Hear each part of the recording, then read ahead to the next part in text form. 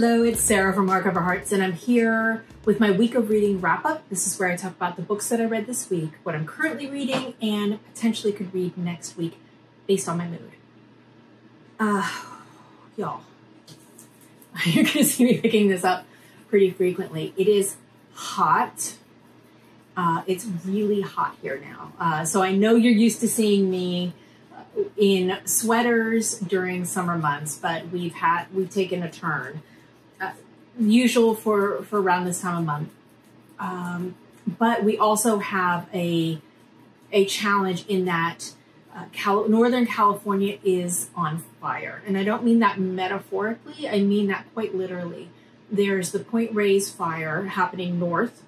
We have fires that are happening in the east of us, as well as down in Santa Cruz, which is to the south. And what that's creating is this insane amount of smoke that's flowing through the area. Now, none of those fires are close enough to be of risk to us, but the smoke is intense and it's really hard on your system. And I think it's even more painful and horrible for the people who are dealing with COVID and COVID symptoms, where your respiratory system is already in distress. So this is just a really bad time. It's a really, really bad time. We've had all of our windows closed. We don't have air conditioning, so we're just dealing with fans, hand fans, and then one oscillating fan, tall one. And I've got air purifiers going in the apartment. So that's a long way to say that it's been very hard to focus on reading when your brain is just kind of sizzling in your skull. So I did finish a book last weekend, which was a delight, which I'll talk about, and then some audiobooks, because it is easier to do that. So let's start first with the book that I finished. This is The Stars and the Blackness Between Them by Junauda Petrus. Let me show you this gorgeous, gorgeous cover. Y'all, this was such a balm, and it was so good. This is a YA story centering in Black abundance. If you've read Kiese Layman's book Heavy, he talks about Black abundance, and I just felt it throughout, like coursing throughout this book. This is the story of two young queer girls, one starting in Trinidad. She has just been caught with her girlfriend by her mother, who is very religious, and is therefore being kicked out of the home and being sent to live with her father in Minneapolis. She's devastated, obviously, to lose her first love, but then also to be separated from her grandmother, Queenie, who's just a font of wisdom and generosity of spirit, and just such a fantastic character. She is the healer. She is someone who has just so much wisdom and has such a lovely and tender relationship with her granddaughter. Then we flip over to Minneapolis and we meet Mabel. And Mabel is a young woman who likes to dress kind of more masculine presenting. And so she's dealing with gender as well as her sexuality and trying to figure out what is she like. So she has had a boyfriend, but she doesn't really like the sex part or any kind of that aspect of it.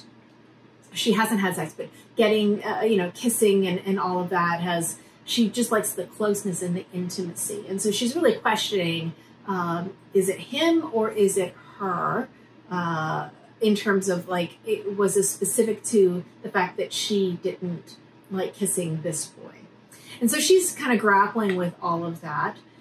In between, you have the passage of time with these poems that go along with the astrology. And you've got really wonderful, wonderful familial characters. So we have her father, who's so excited to have her come, and he's trying to do his best and trying to give her both the space, but also include her and bring her into the fold. Now, Audrey's father is friends with Mabel's family, and so they end up hanging out together, and Mabel kind of takes her under her arm as they start going to school together. There's so much here. It's beautiful. It's such a fast read. It's the loving relationships are so deep. This one actually made me cry, like ugly cry. It's beautiful. There's time. It's timely. It's set now in present day. And it was just a delight. I cannot speak more highly of this. If you want something that is timely, of the moment, that gives you a feeling of what it was like to be young and those hot summer nights, this is the book for you. So got that one done and absolutely loved it. Then I needed a new audiobook and came across P.D. James' first of a series. This is the Cordelia Gray series. And I thought, okay, well, I'll give that a try because I had read her Faber short story, The Victim, and thought it was well crafted and kind of like traditional, what you think about English mystery story. And so I thought, she's kind of known as one of the queens of the craft, so let me give her a try. So I took up this audiobook. This was done in 1972, and it's set way earlier, and in a time when being a private investigator was not a suitable job for a woman, hence the title. We open with Cordelia going into work, and she's thinking about her coworker. He's really been her mentor, and then he took her in and made her partner.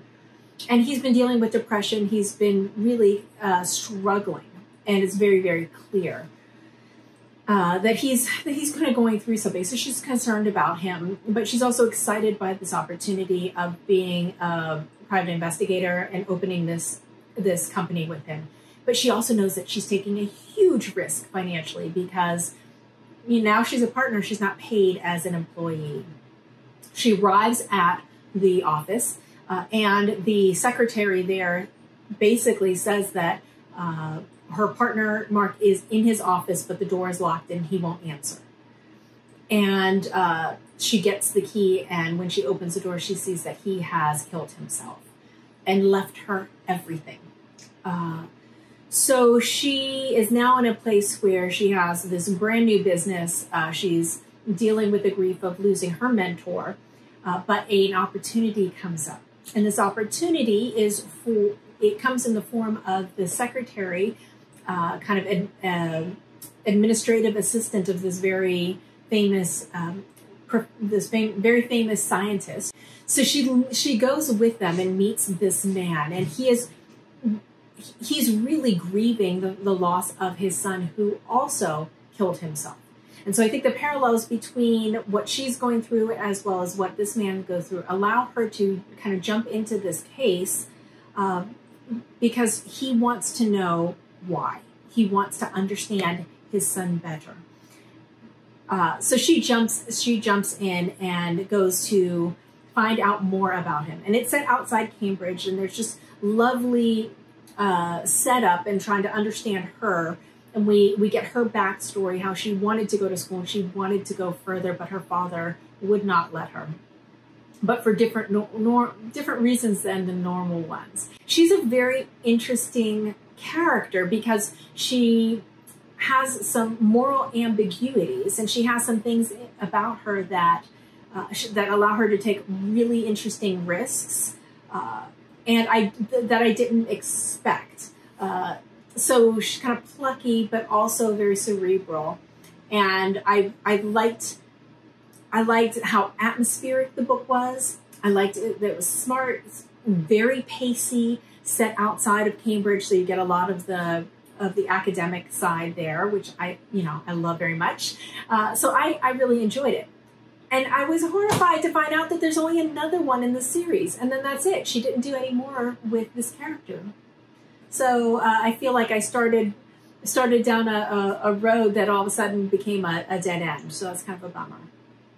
But I enjoyed that one very much.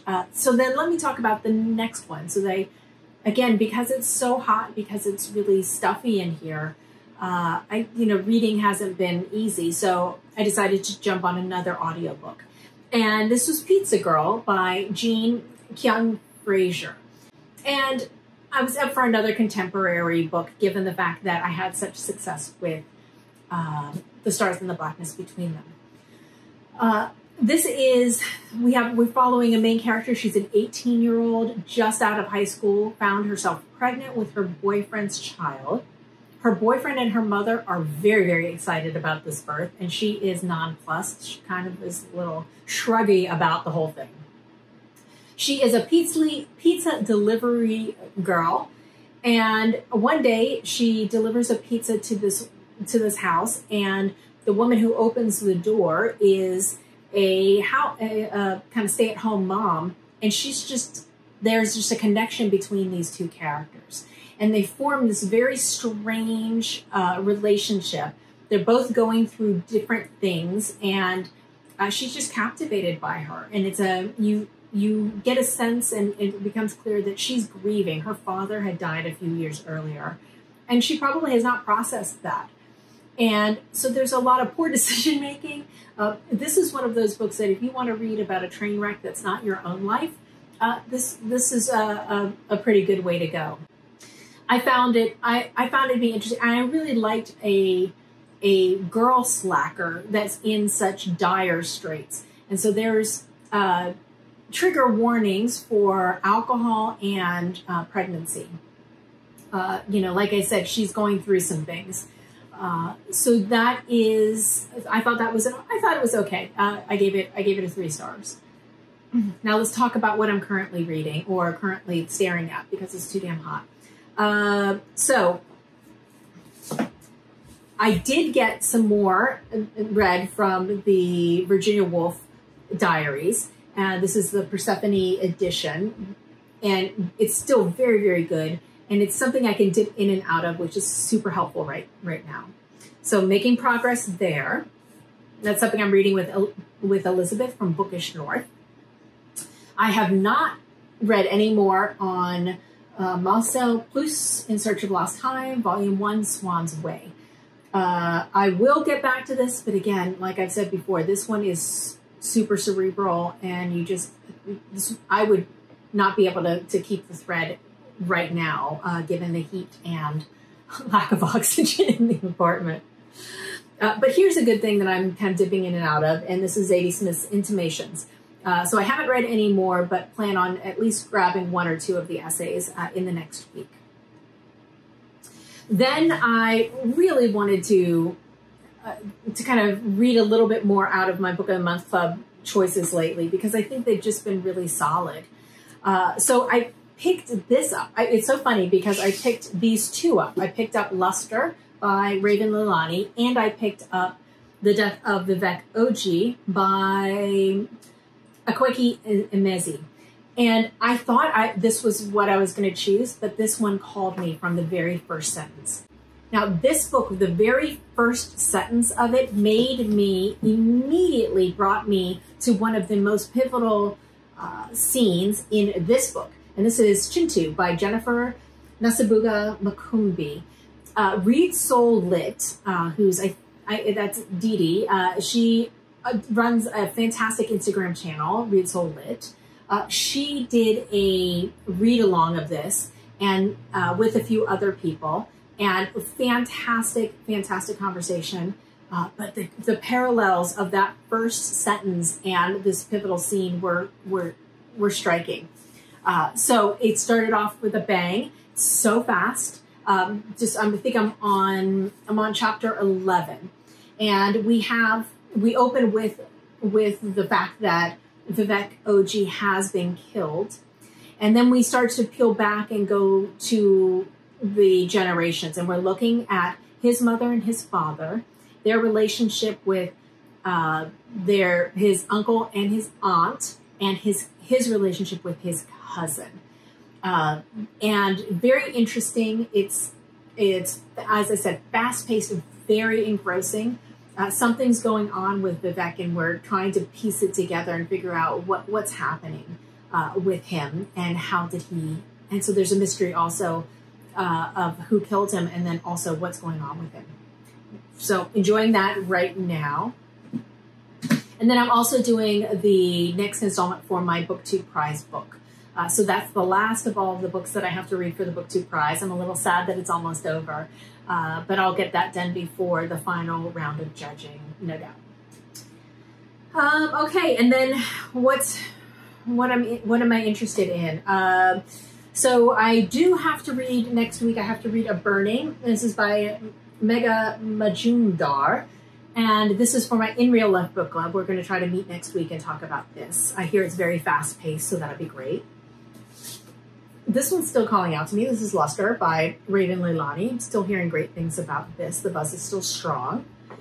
And then I was starting to feel so bad about the fact that I have all of these women in translation books ready to go for Whit Month, and I just can't get to them for whatever reason. And so lovely that the woman who runs Whit Month on her Instagram account, I'll put a link to it below, sent out kind of like this, everything's fine. You don't have to read all the books. Don't allow this to be a pressure cooker situation, in other words. This is about building awareness, and it's not about trying to force as much content in, during this month. And I really needed to reframe that, because as you can see, I own these books. These are mine.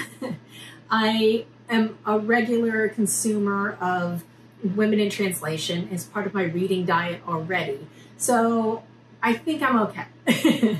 But it really was lovely to kind of get that release of obligation from her in that little video. So I'll put a link to her Instagram handle below.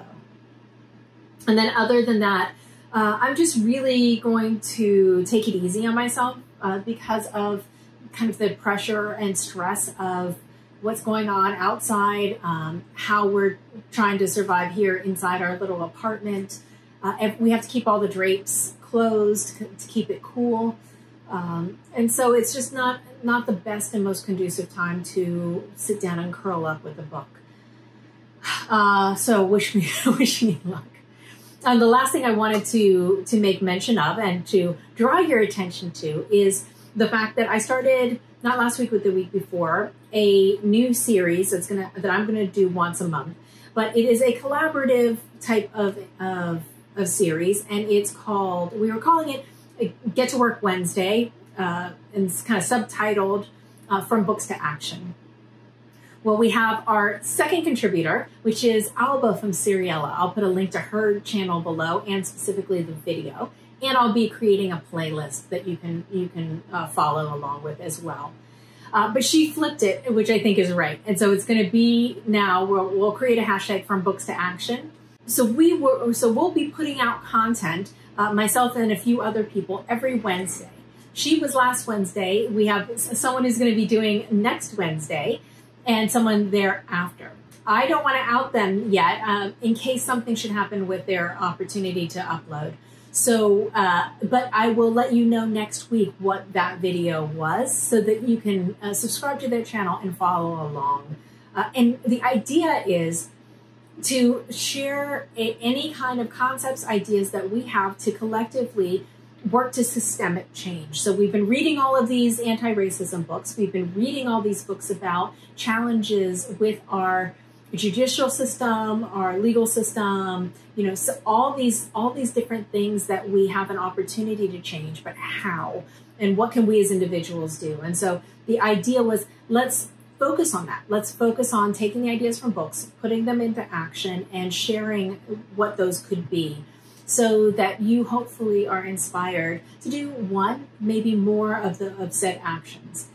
And most importantly, I want to recommend anybody who is interested in joining in, whether you're on social media, on Twitter, on Instagram, or if you have a BookTube channel, you can even comment on any of our channels and let us know what are you doing? What actions are you taking? And what ideas do you have so that other people can also take action? This should be an inspirational collective push toward doing something and leveraging everything that we've been learning. So very excited to extend that out to anybody who wants to participate and join us. But that's it for me. I'm going to go get a popsicle and go sit under the fan. Thank you so much for spending some time with me today and watching. I appreciate it. Please stay safe. Wear your mask, socially distance, wash your hands frequently, and don't touch your face. That's it for me for right now. I look forward to seeing you later. Bye.